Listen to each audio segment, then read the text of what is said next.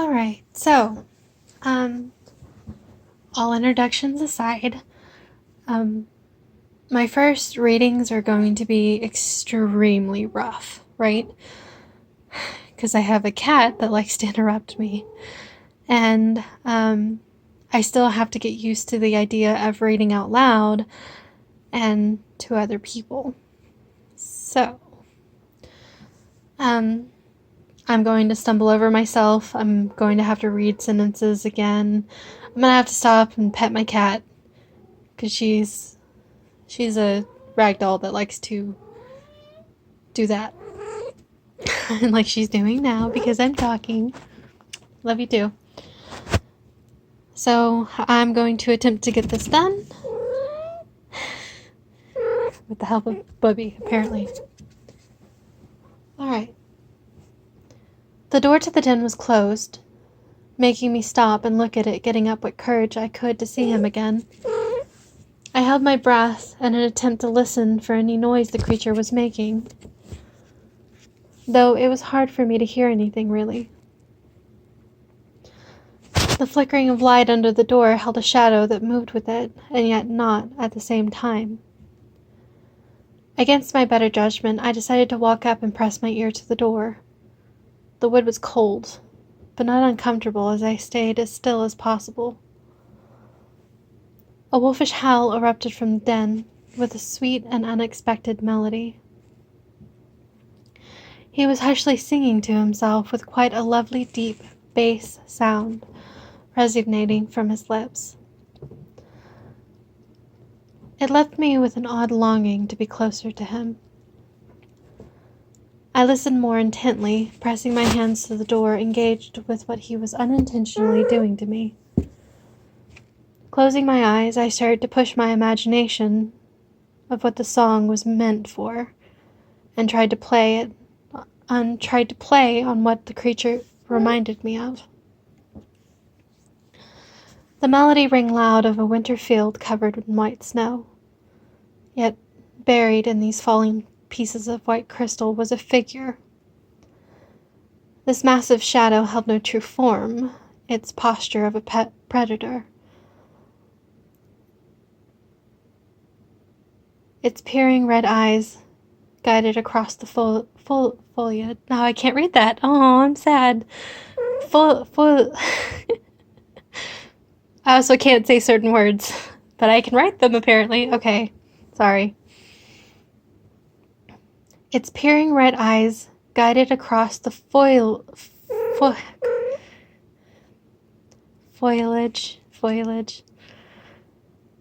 stopping when it came to me. Oh, I'm sorry. That was so bad. The mass moved up, getting weakly to its feet, giving off black smoke. It began lightly staggering some as blood stained the ground around it. I had a longing to go to this beast, in a way knowing it was what was about to happen. It was inevitable, as if this moment had been written in time itself. Letting out a brief, blood-ridden gurgle, the poor thing collapsed to the ground dead. He had stopped humming, and I breathed out, gripping my hands tight to see. Sorry. Let me try that one more time.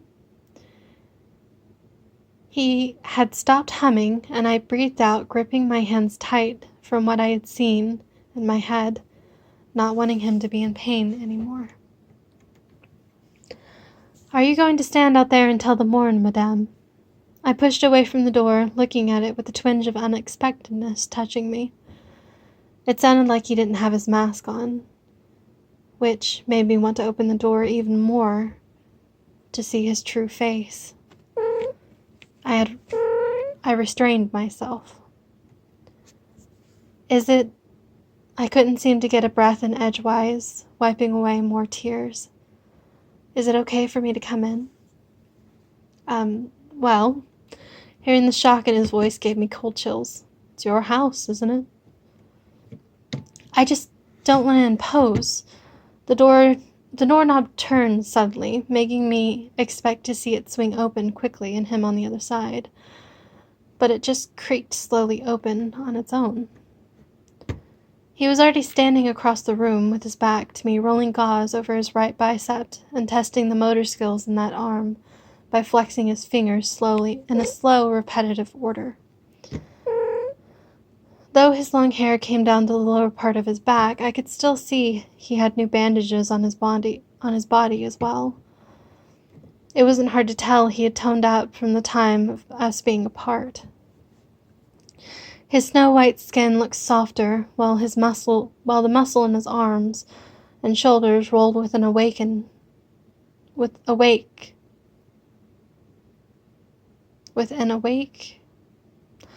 Okay, that's a writing error, so my apologies on that.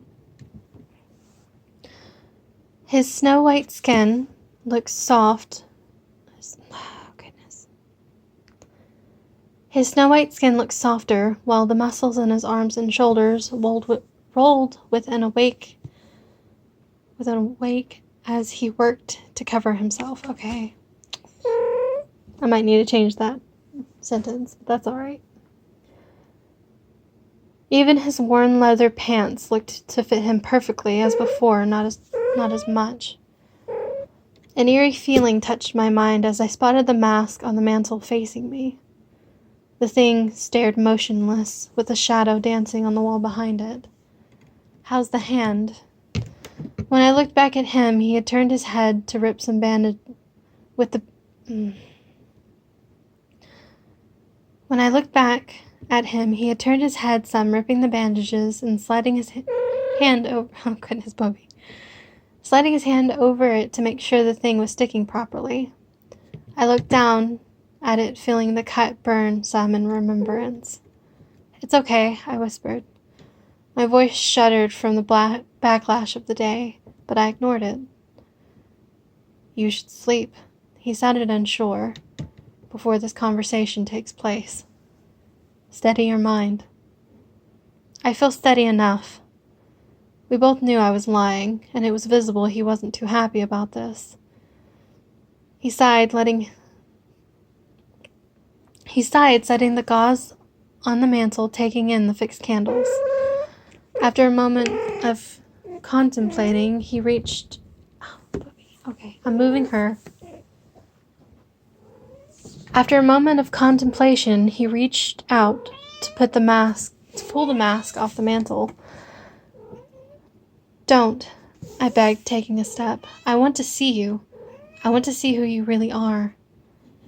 His fingers curled reluctantly as he lightly shook his head. He was trying to tell himself no, from what I could see.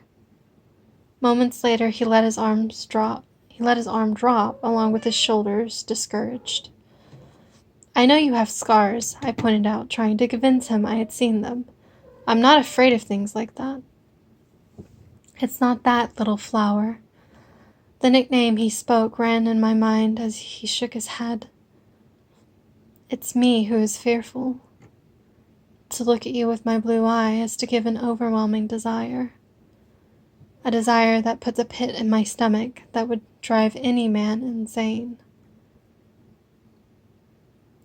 "You want my blood?" He let out a dark chuckle to the question and seemed pleased. "No," I heard a smile in his voice. "I want you. I want the light you shimmer."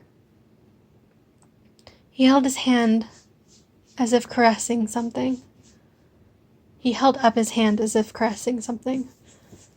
As if the universe was wrapped in that supple body of yours, making me wish to touch what sweet beauty it is inside and out. My stomach turned at his dark poetry. I could see why this creature was valuable to Merrick. If ever he caught me and I was able to get away, this thing could find me in a moment's notice. I could be in a crowd of people and still his eye would see who I truly was. I had freed the one thing that was my downfall, and his intentions were unclear to me. "So you'll go back to them?" I began to hate him.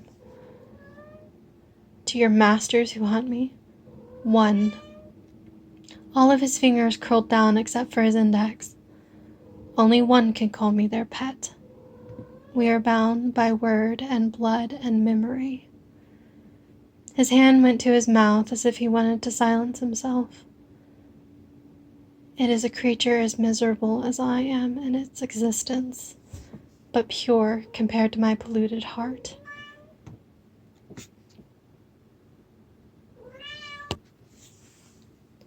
His shoulders fell and his head fell. Oh, goodness. Okay, writing error again. My apologies. I wrote this a long time ago, so there are some discrepancies in certain things. His shoulders fell and his head fell back some, as if taking in a thought. Something felt wrong. When speaking, he had reverted to mystery over being open. It was as if speaking in tongues was the only way to communicate what I didn't know. My mind was swimming with exhaustion as I tried to put the pieces together. He had a master, whether veneer or not, unknown. But he or she was the opposite of him in some way. This person had the power over him and over me if given the chance. "Where is your master now?" I demanded, wanting to know more about this person. "In the past." He reached back for his mask, but didn't take it. His nails scratched slightly over its cheeks. Where roses bloom white upon a red brick wall, the memory of tomorrow will rule us all. A maiden so fair had come from a child, and tamed the blackest of beasts from the wild. How? I interrupted his poem, angered. Does this have anything to do with the person who owns you? I don't understand. Why would a person who is not whole understand my own puzzle when they have yet to figure out theirs? Fear ran from my mind down to my heart at the harshness in his words. A memory is a terrible thing to lose, isn't it? I closed my eyes tight and my heart started to hurt. He knew. Of all people in the world, he knew.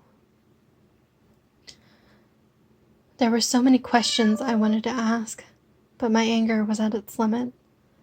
I folded my arms and I felt my breathing become uneasy at all the emotion I was holding back.